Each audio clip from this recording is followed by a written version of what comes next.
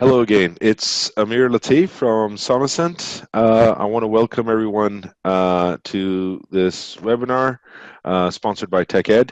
Um, and we're joined by myself from Sonocent and also by Martin Stahl from the University of Portsmouth. I'm also joined by my colleague Lee Chambers, who will be providing some support on to this webinar. So Lee will be actually addressing all your questions via the chat box. And if you have any questions, we will field all the questions towards the end. So we'll make sure there's sufficient time towards the end to address any questions you have. In terms of today's webinar, what we'll go through is there's a poll question I will go through initially to start off, just to get an idea in terms of at your institutions what sort of reasonable accommodations you're providing for with regards to note taking. And then Martin will kick it off with his presentation. After that, we will have the demonstration of the software, which, if some of you have not seen this before, would be very useful just to give you a glimpse into how Sonocent works. But it's a very basic sort of demonstration. For those that have seen it, you'll be familiar with it. In terms of more detailed presentations, this is something we can always arrange afterwards for yourself. And like I said, we will address all your questions at the end.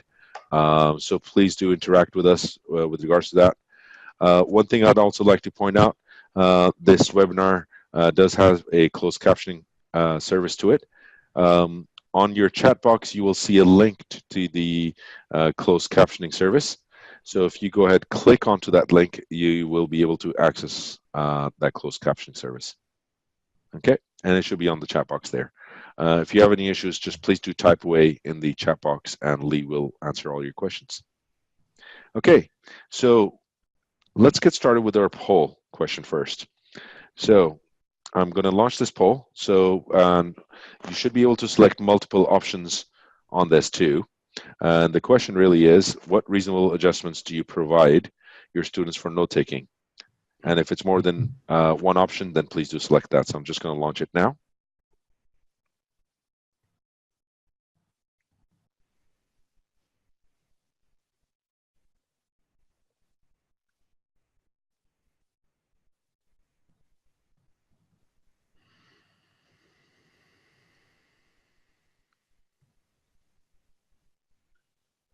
Give it about 5 more seconds and I will end the poll right afterwards and actually share the results with you guys too.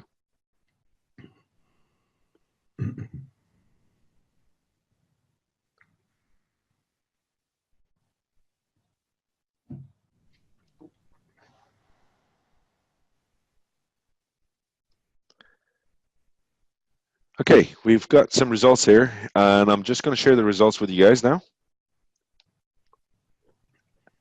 Interestingly, not too surprising from the last webinar we did too, there's an interesting mix of responses here.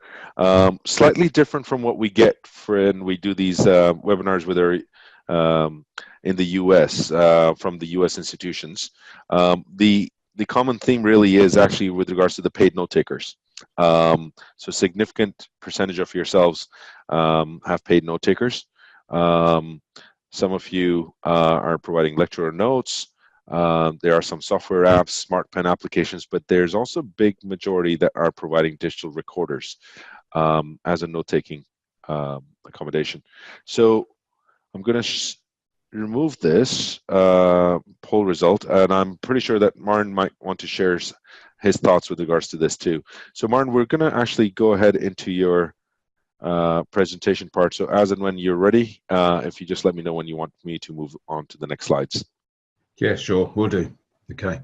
Yeah, it is interesting just to see what everybody does. All universities are different, aren't they, in the way they approach this. I thought actually it would be good to look back, first of all, because if we can see where we've come from, we can see maybe where we need to go and why we need to move on. I've been doing AT training for about 20 years now, and when I first came into this, we were using the old Sony mini-disc recorders, which did a reasonable job, but there was no useful way of connecting those notes with your recordings. And you also had to keep all those little discs, which were strange little things. I used to go into students' homes and find them all over the place, unlabeled. So I suspect an awful lot of those weren't replayed so they could review those important notes that they'd made. Then, of course, digital voice recorders came along, and that was improved at no end, and you could use sonority. Again, that was useful, but not really made for the job. There was a little slider where you could see your index marks, but if you had a 2-hour lecture with 90 index marks on there, it was a bit unusable, really.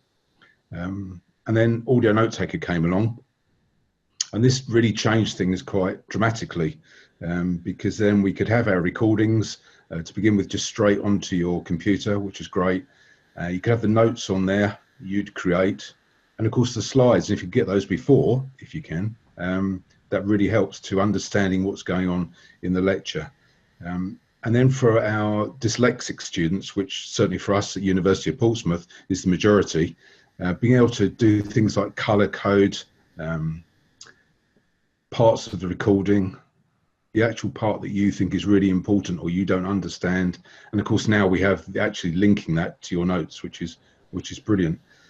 So really what this does is audio note taker gives time for more active note making, really. Trying to take notes verbatim is very difficult. They're not personal. You want notes to be personal, thought-provoking, notes that have real meaning, that will help you understand what's being said. And I think then the Sonocent app, when that came along, certainly for us at Portsmouth, has been a real game changer in lots of ways. It certainly helps to engage the listeners more, those students. The note making becomes even more active. In a way, it's sort of like moved it onto another level, I'd say. Maybe we could have the first slide, could we now? I was asked to provide some slides for this, and I thought, well, that seemed quite a difficult thing to do.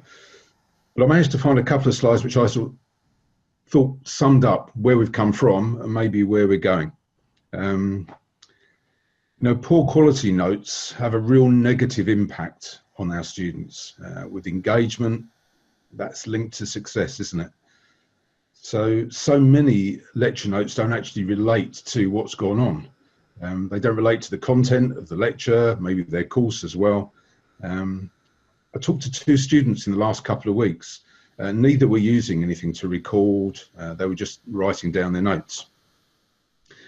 Actually, one wasn't doing that. He said he didn't write down any notes at all. He found it impossible to do.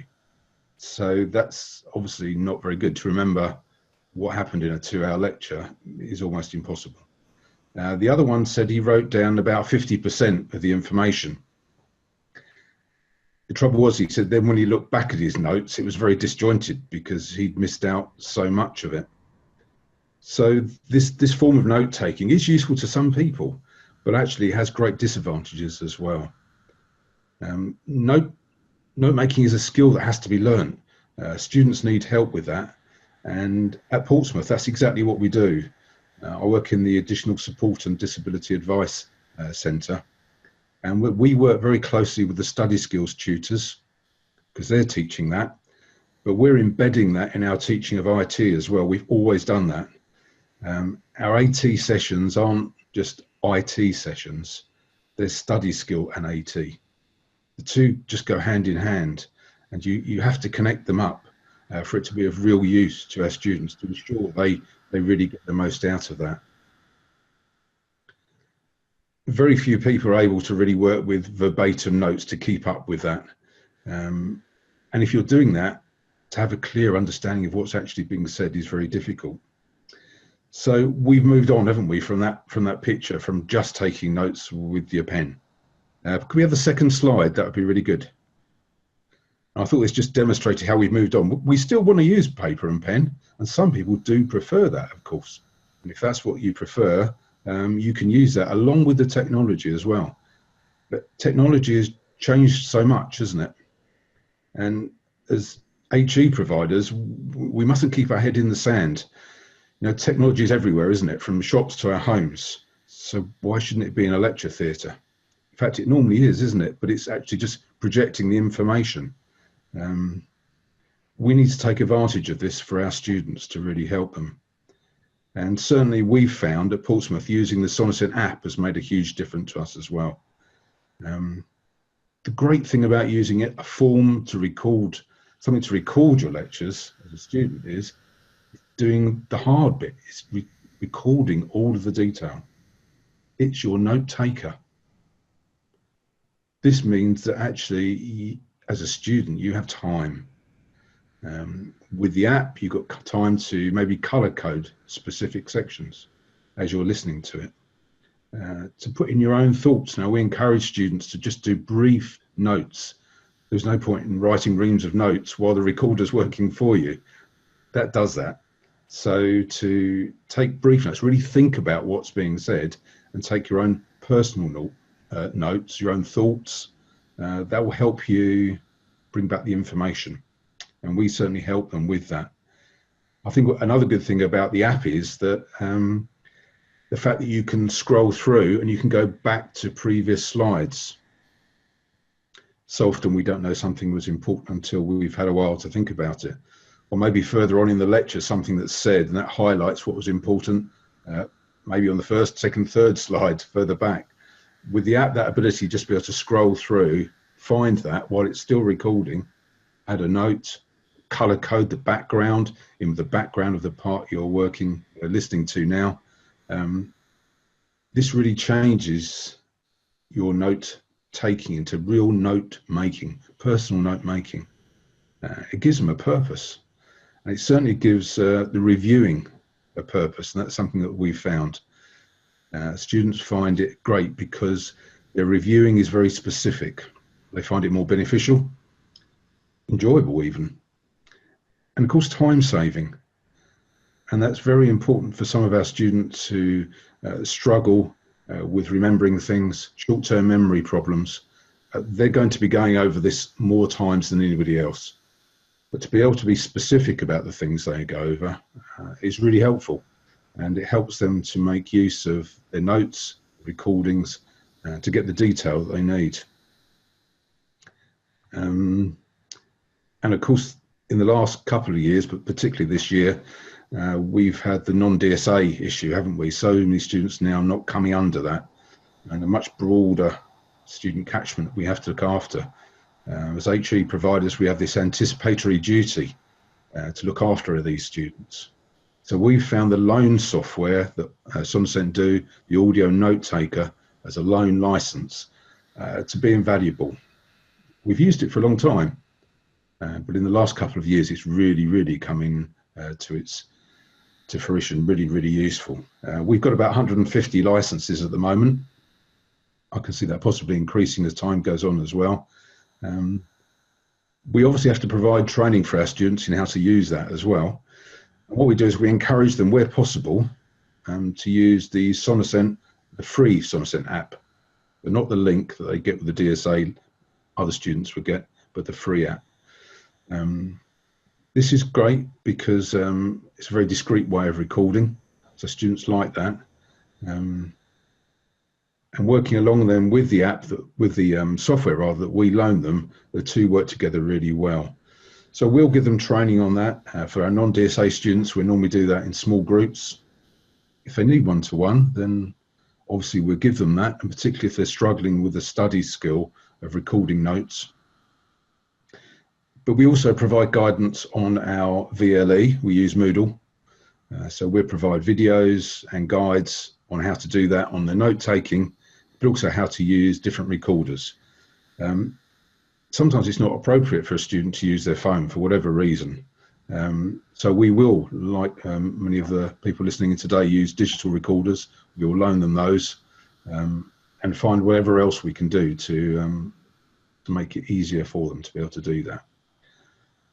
Also, something we've noticed this year that we've been trying to do is to use these loan licenses for those people who are waiting for the DSA.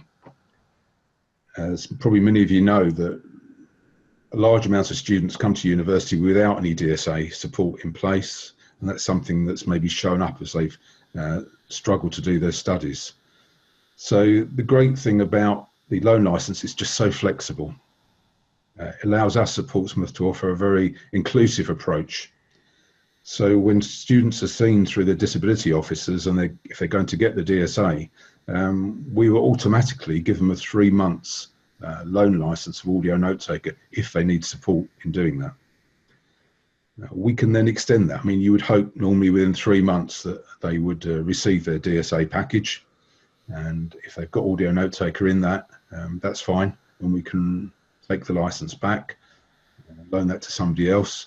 It's very easy to operate. It's just done on a web-based tool, very straightforward, which is we found very helpful. If necessary, then we can extend that. So if the person doesn't get audio note taker but they need it, we'll just extend that for the length of their course, and that's not an issue for us at all. We continue to do that, but once again, we will make sure that they're booked in for training. It's no good just giving them this software and not helping them use it. We need to really emphasize the importance of why they should use it. Really, what it allows our students to do is to critically think about and analyze the lecture while they're there, and that's what we want them to do in university, isn't it? Is to critically think about the information. So it helps them then when they get back to do the review of their lecture. It means they're reviewing at their own pace, which is good, and sometimes in their own place as well.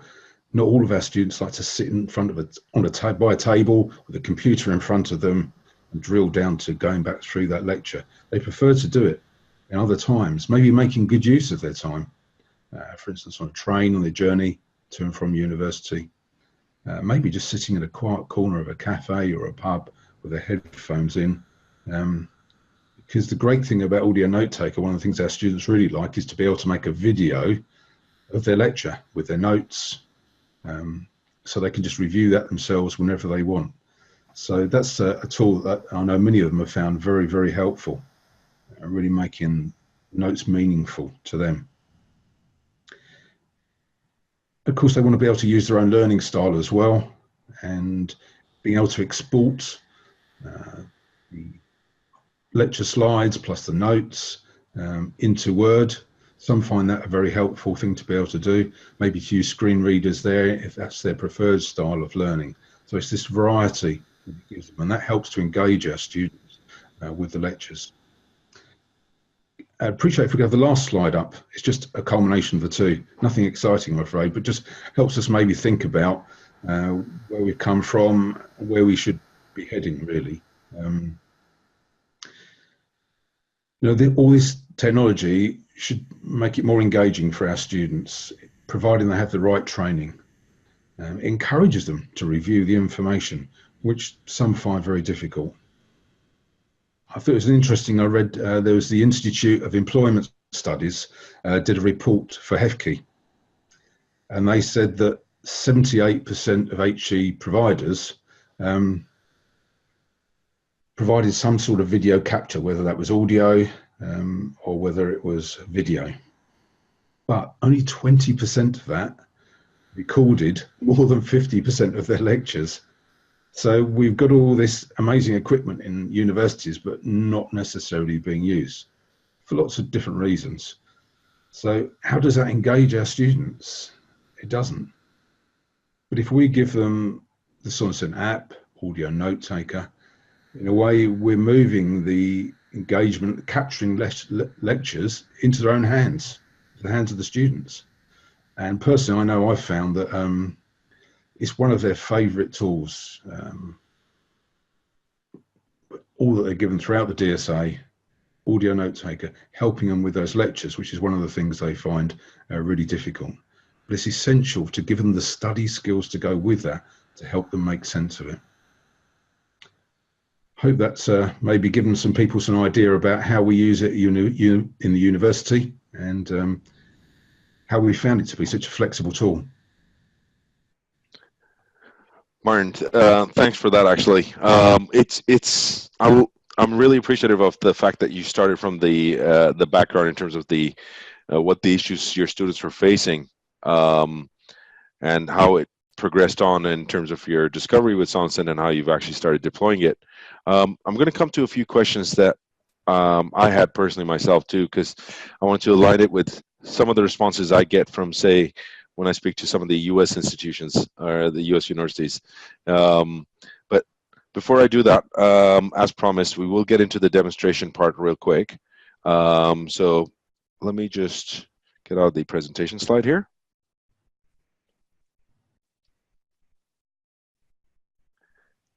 And open up the software.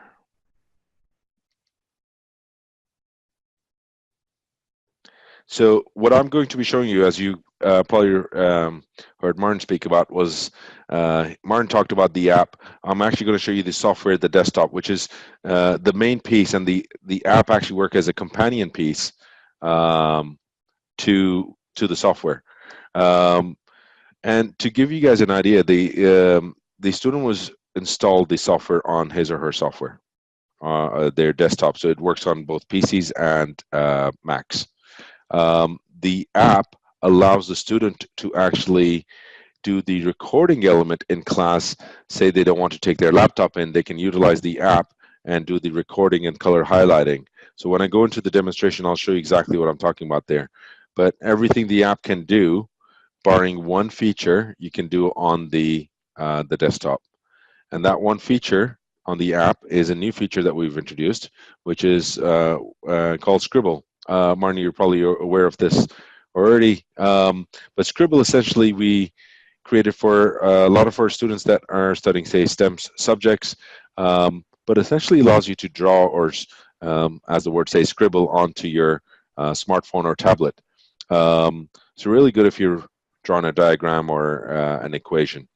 I won't be able to show you the app today, but if you need a further detailed demonstration, just get in touch with us. We'll arrange that for you. And we'll go through both demonstrations, the software and the app at that point. But as we're on the software right now, this is the home page. This is what the student will see as soon as they open up the software. And a couple of pointers for you. We have created this learning tutorial section for you. So if I click on the part that says Learn, it does take you to a skills portal, which is essentially a tutorial. It's chapter by chapter. Now, if a student is not familiar with Sonocent at all, I would strongly recommend that you actually go through this with them, or actually tell them to go through each chapter by themselves. What we found is that by the time they've covered at least even chapter 1, they'll have enough proficiency to start using the software themselves in their classrooms. It's very intuitive, so it's very easy to start getting started really with the software. But I strongly recommend going through the skills portal, which is in the Learn section. Now, going back to the home page, I'm going to talk to you about this from a student's perspective. So let's say I'm the student, I'm about to go into class. What I would do is click on that top tab here that says Blank Project. What this is saying is it's essentially going to record using the built-in microphone of your device, in this case, my laptop. So if I click into this, this is the screen that appears right away. And the first thing the student will do on the top left-hand side, as the lecture is about to begin, they will press record, the red circle there. Now, as the lecturer begins speaking, their voice is represented by these audio bars. And you'll notice that every time there's a pause in my voice, that's where the spacing between the bars is happening. So think of those bars as if they're spoken phrases. Essentially, what we wanted to do is remove one stress and anxiety element away from the equation of note-taking, which is the capture of notes, right? So now everything's being captured. The student's not missing out anything. But we do want to take it a step further. Obviously, we want to encourage the active listening part, because this is one of the big issues with regards to digital recorders. It's very difficult to come back or go to specific points. And also a student, if they just use a digital recorder, can easily zone out during a class. So how do we encourage the active listening? Now, if you look onto the right-hand side, you'll see these color highlights. Right? Now, these are default settings. You can change them if you want. You can have different colors, different names for them. But in this case, for example, the first one is the color red, and I've tagged this as important. Now, I can either click on this, or we have keyboard shortcut keys. I can press 1 on the keyboard. So let's say at this point in the lecture, the professor said something important or something I didn't quite understand, right? So I'll just press 1 on the keyboard. And you'll notice that as soon as I've done that, it's changed that portion of those audio bars into the color red, denoting that this is important.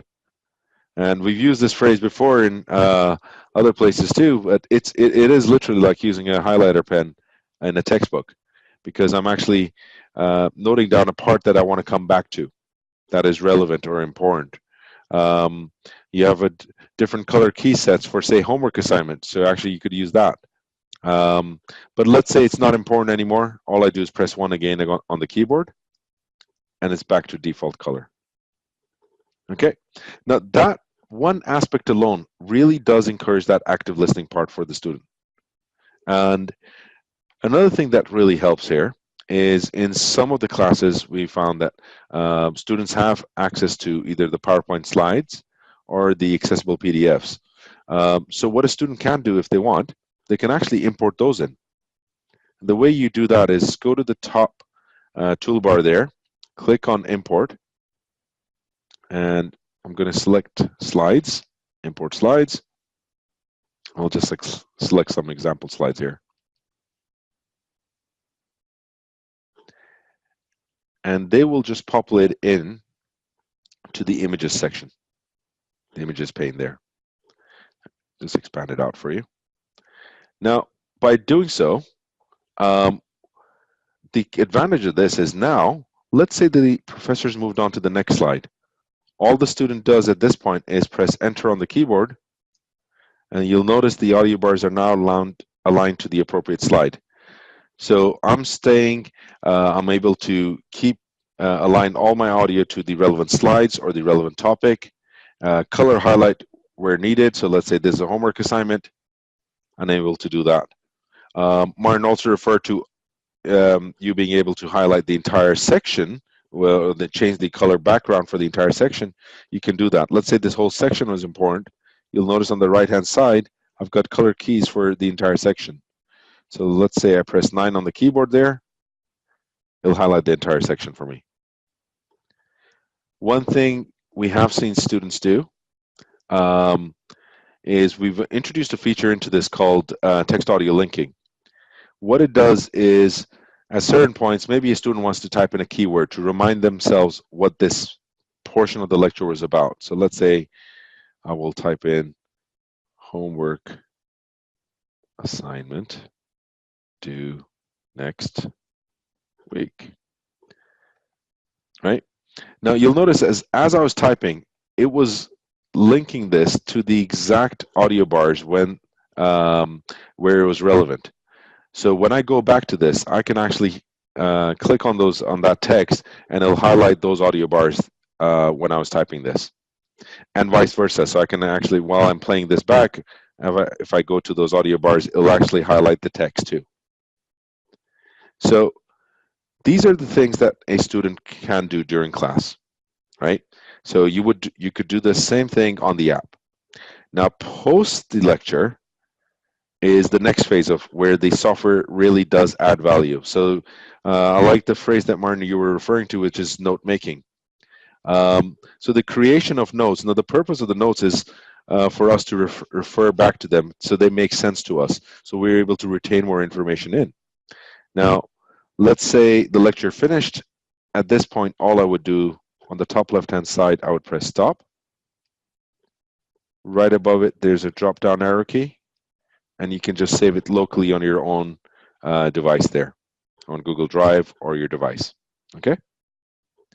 Now, when I go back to listen to this again, all I do is click at the start of the audio bars there and press play. Now, as the lecturer begins speaking, their voice is represented. I'm not sure if you guys were able to hear it or not, but trust me, it was playing back audio, but sometimes we have issues because I'm using a headset here. Now, as I'm listening back to this, you'll notice that I've got some audio enhancing features. Let's say the speaker's voice was too low. I can enhance it even further. I can increase the frequency, make it high pitched or low frequency. I can reduce background noise. The other thing that I've seen used quite a lot by students is you'll notice these plus minus signs next to the play button there. What that is useful for is, let's say the lecturer was speaking too fast. I can reduce the tempo of their voice and actually slow it down quite a lot so I can comprehend the information. Because at this point is where we're encouraging the students in the text area to type their full note summaries. But they're doing so at their own pace, at their own time, as Martin alluded to earlier. We've given them the commodity of time now, because what they're not pressured to do is to try to take all their notes at the same time during the lecture and trying to keep up with the lecturer. They're able to review this back and actually just type in their notes summaries at their own pace. I, as the student, may not want to listen to the entire lecture. This is where the annotating really does come in hand, because I may just want to listen to the parts that are important or the parts that are, let's say, a homework assignment. So all I would do at that point is I could, at the top of the toolbar, you'll see a tab that says extract. I click on that. I can extract the audio, and I can say, actually, I just want to extract the important parts and the task. Press OK. There it is. It'll just create another folder for you with the important tabs, the important bars, and the task bars.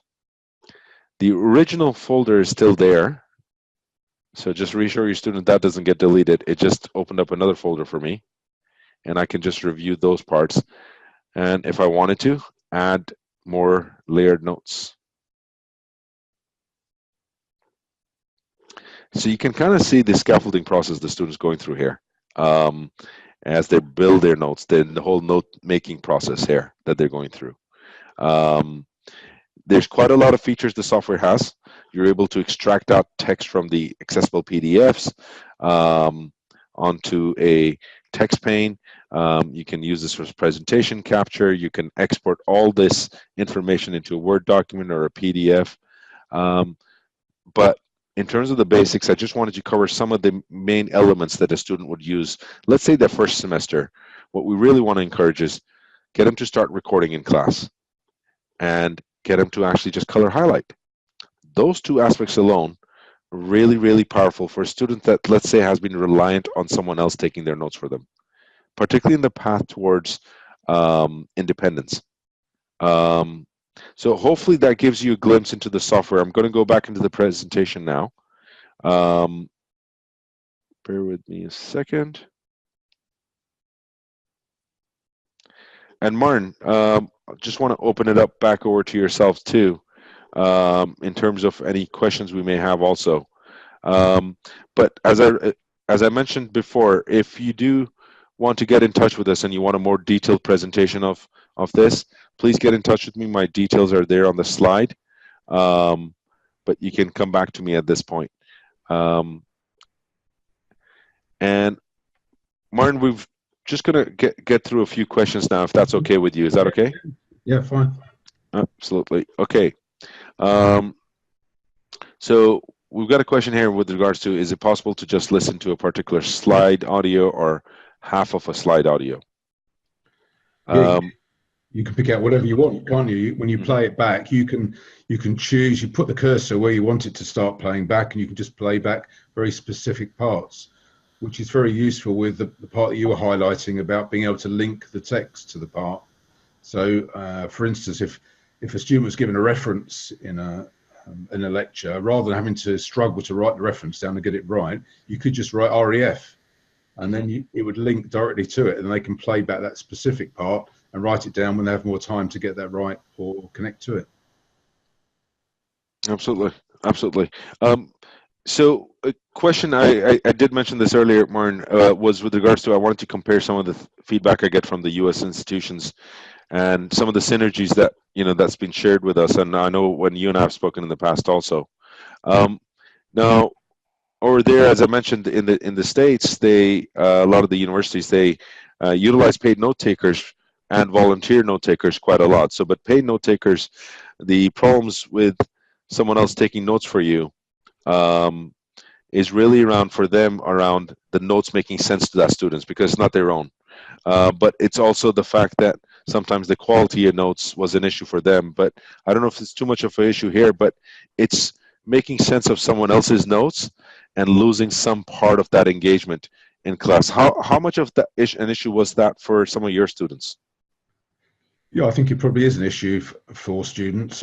Really, I don't know how much of it, I couldn't say by what percentage that's an issue. I don't know how many note takers we have off the top of my head.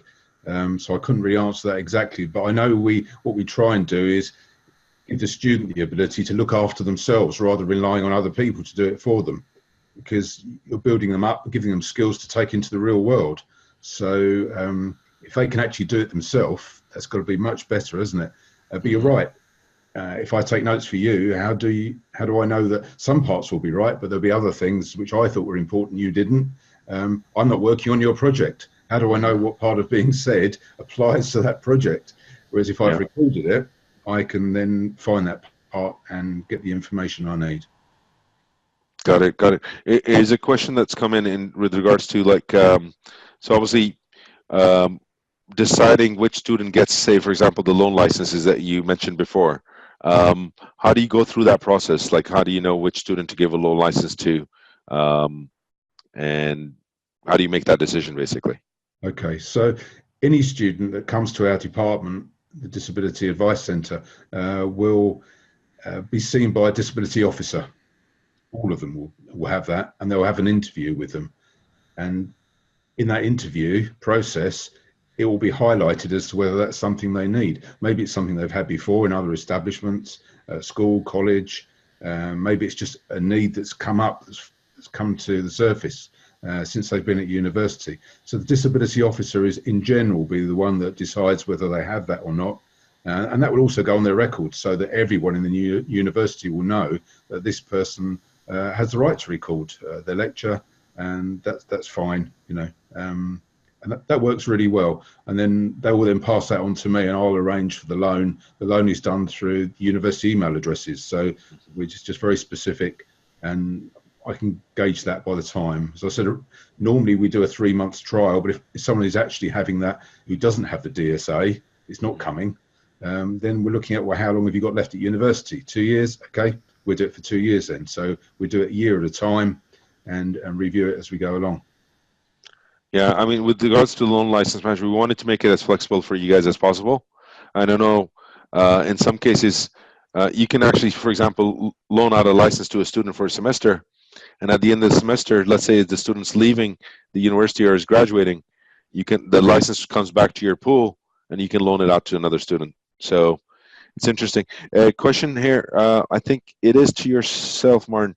Do you have an assistive technologist who helps you train the students with the software? Yes, there's two of us at the university who do that. Yep, kept very busy, very busy. Got it. Okay. Now, I'll go and answer this question. This question with regards to, okay, can you translate the recordings into text? So there is a way to do this. We've got actually a couple of ways to do this. One, the software does integrate with Dragon, right? So, but the caveat is the student needs to have Dragon to do so. And the problem, I don't know if you've used Dragon naturally speaking before, it is an automated transcription service. So it does have a lot of errors. So you do have to train a voice profile to it. So just be careful. It does have a lot of errors when you do transcribe it, or if you're utilizing Dragon. We do have a human transcription service that we launched not too long ago.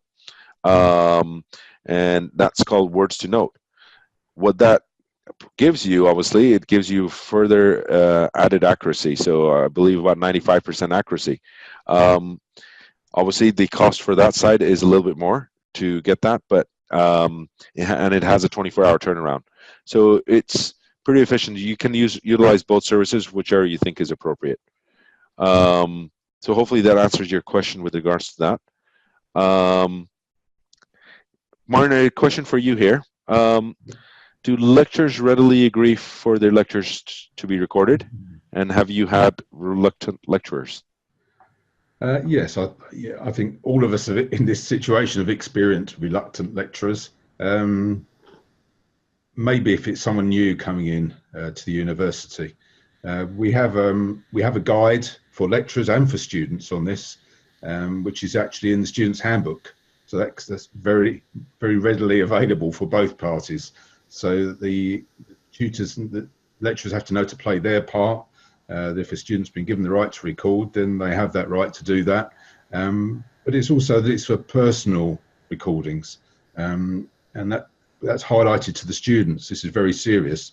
If it was found on the internet somewhere, it would be a disciplinary thing to be sorted out. So both sides have to take that seriously. And when they do that, generally any small issues we've had have always just been ironed out and we're away. Okay, okay.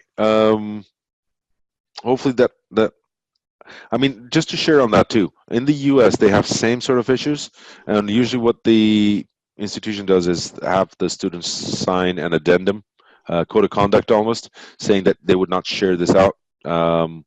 And as long as they, obviously communication is a key part, as long as they let the lecturer know too that this is an accommodation that the student's using that's being authorized by that department, that awareness is enough usually to overcome it, and then they know that they have signed an addendum. Yeah, I would say this whole thing is very rarely a problem. It's just a very occasional issue we get.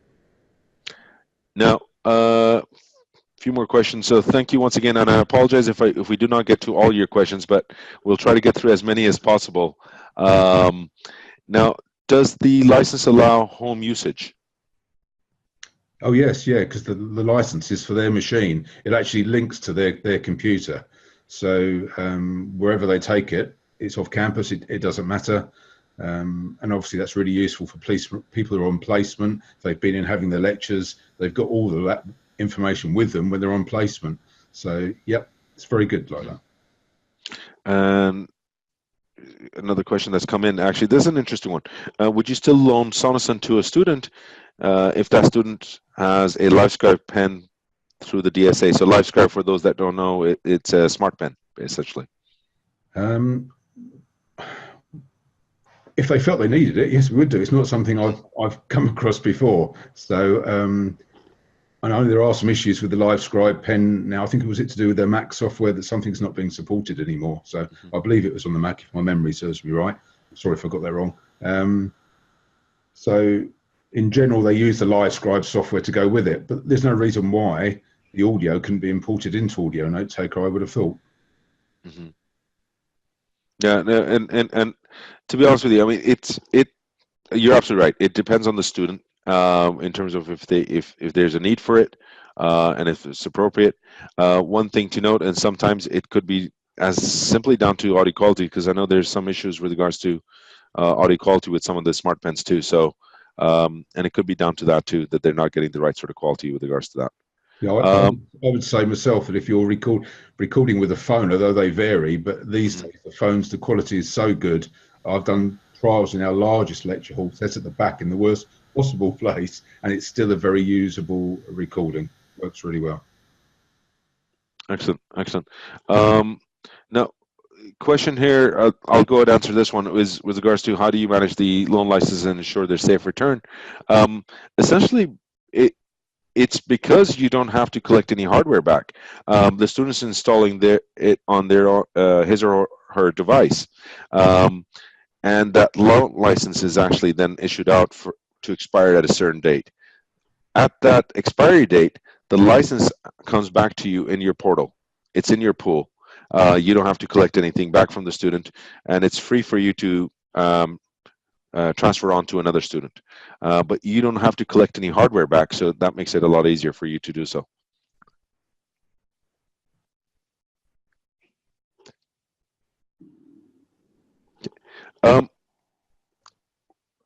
Martin, from your experience, so a question I wanted to ask you. How long do you think it takes a student, roughly, who's not been exposed to Sonocent to kind of gain enough proficiency to start using it in class? I mean, does it take a day, couple of days? No time at all, really. We do our training session for audio note taker, and we include the app in that as well. If students have got that, it's 2 hours. Hmm.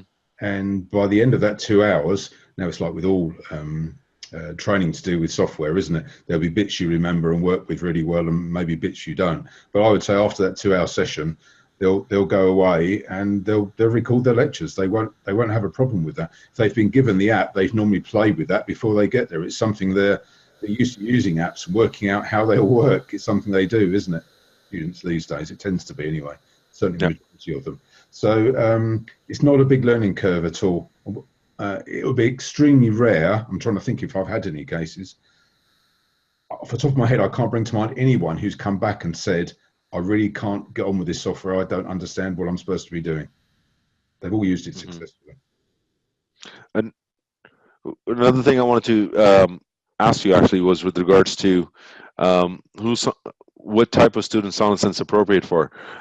Does it need to be just students with disabilities that use Sonocent, or have you seen the benefit for other students too?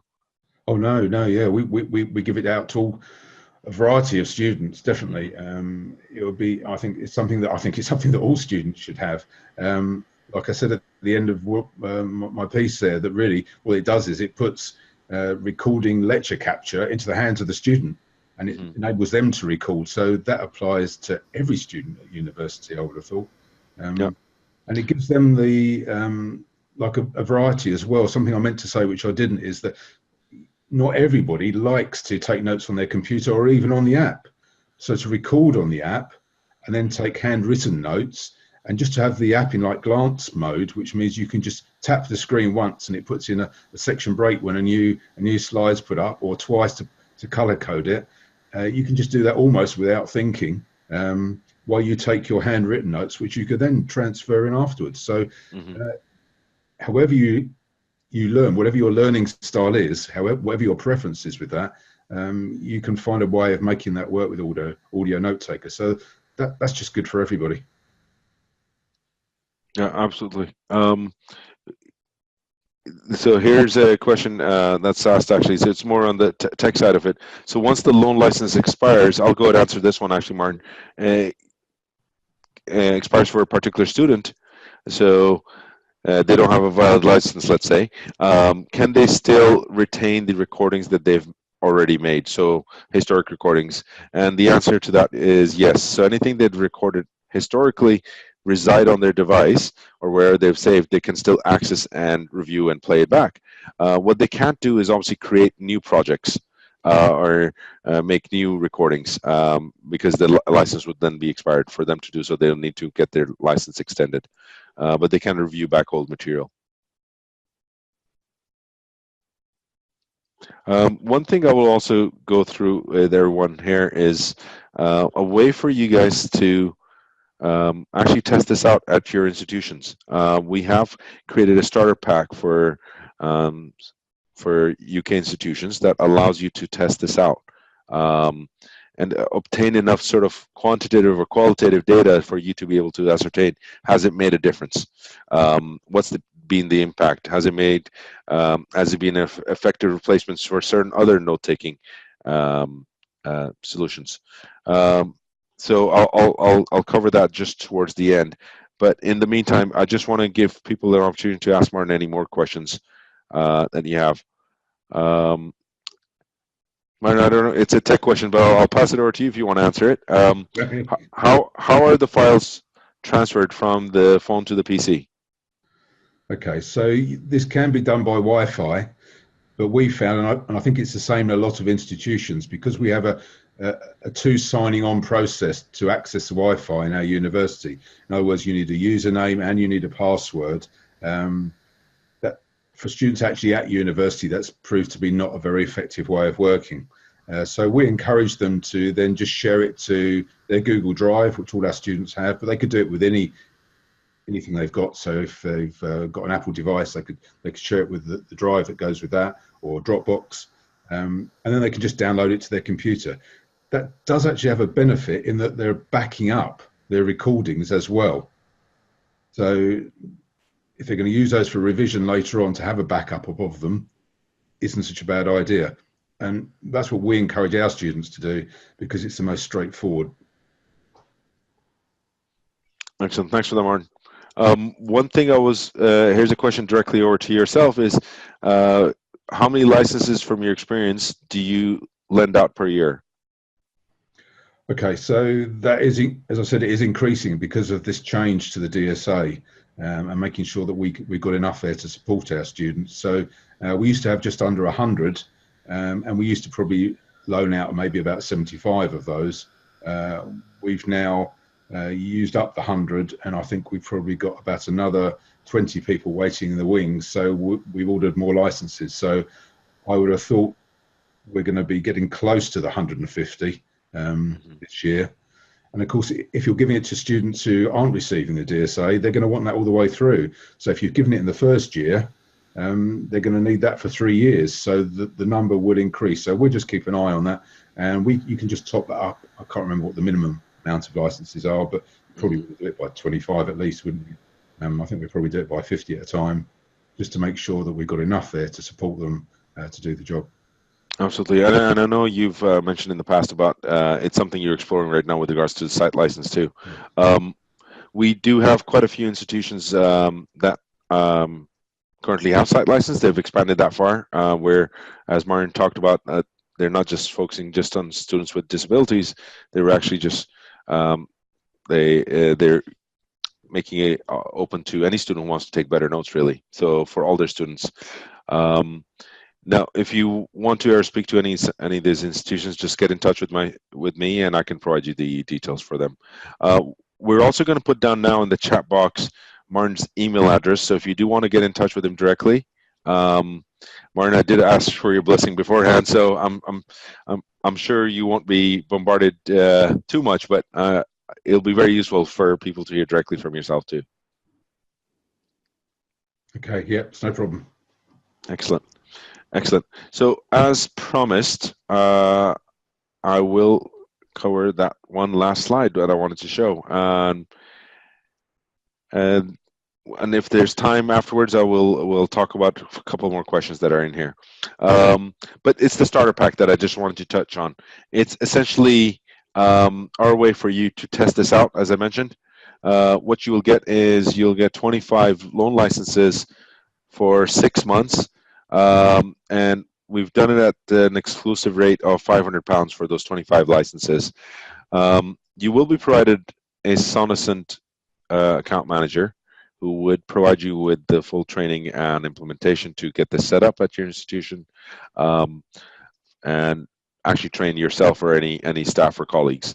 Also, the link app that Martin's referred to, you will have access for all those 25 licenses. So you will get the premium link app for each one of those licenses too, and also our resource portals. So, like I said, if you are interested in this, please do get in touch with me, and we can get you started on that. Going back to the questions, Martin, are you okay if we take a couple more? Yes, that's fine. Okay. So let's see. Lee's just pointing out a message to me. So can you save the audio with the PowerPoints together? So Martin, do you want to answer that? So if I've got a project Sonocent with the PowerPoint slides and the audio, can I save them all together? Yes, PowerPoint slides and the audio. So you can, probably the easiest way to do that is to save it as obviously you can save it actually in audio note taker, but then you could save it as a video if you wanted to. So that's a great way of doing it, because that's going to be played back on all devices as well. So that works on Apple and Android, so as well as Windows and Mac. And yeah, it makes a very effective way of storing those and going back through them. I've got a very good question here. So there's on the other side, right? Have you found any students that have been reluctant to try out audio note taker, or maybe it didn't fit into what they were looking for? And if so, what were those reasons, or what did you find as a pattern with those students? Okay. I don't think I've had any problems with Audio Note Taker. The issues I have found sometimes with students is they personally don't want to record in lectures. Um, they feel as though they're standing out of something different, even though they're not. I mean, I don't know how many students we have using that in the University of Portsmouth, but we've got over 3,000 students with disabilities on our books. So there must be getting on for a couple of thousand students using that. So they certainly wouldn't be the only ones. And of course, many other students now just use their phones to record anyway. It's not a great way of doing it, but still some feel that. And I think also some people that come from different cultures where they feel as though they shouldn't be doing this. So just talking to them about it, obviously if someone decides that they really don't want to do that, we can't provide it for them, or we can provide it, but they won't use it. But not very often it's a problem, but just occasionally I would say that's the issue. Maybe also maybe older students as well feel as though they're standing out a bit as different, even though of course in fact no one's taking any notice at all. Excellent. Thanks for that, Martin. We'll take one more question before we close the webinar, and I hope so far you've found it useful.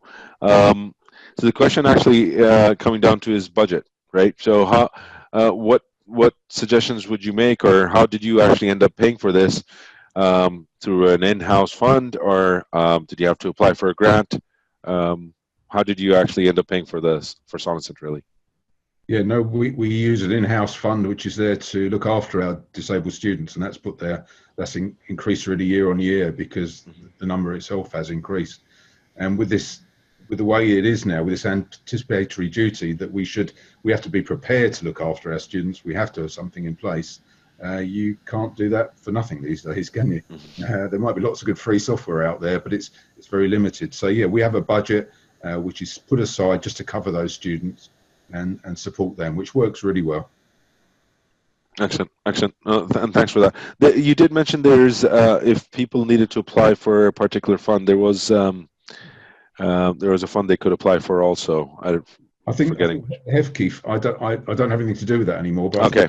The fund is still available. So it's still available. There is help out there, I'm sure. The money is always an issue, isn't it?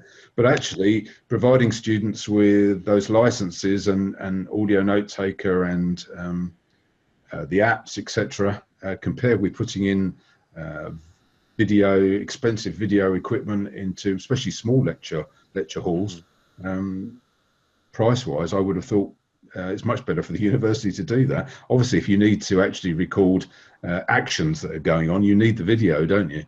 But the vast majority of lectures really are about audio, things being written on a board, which you can capture with the app, or presentations. So, yeah, I would have thought financially, in a lot of rooms that are used for lectures, it's a much better option.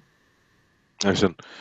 Martin, I can't express how much, in terms of from Sonocent's behalf, thank you for actually being our guest speaker on this. I'd also like to thank TechEd for sponsoring this webinar, and my colleague Lee for actually typing away very fast right next to me and answering as many questions as possible. If we didn't get to all your questions, I do apologize.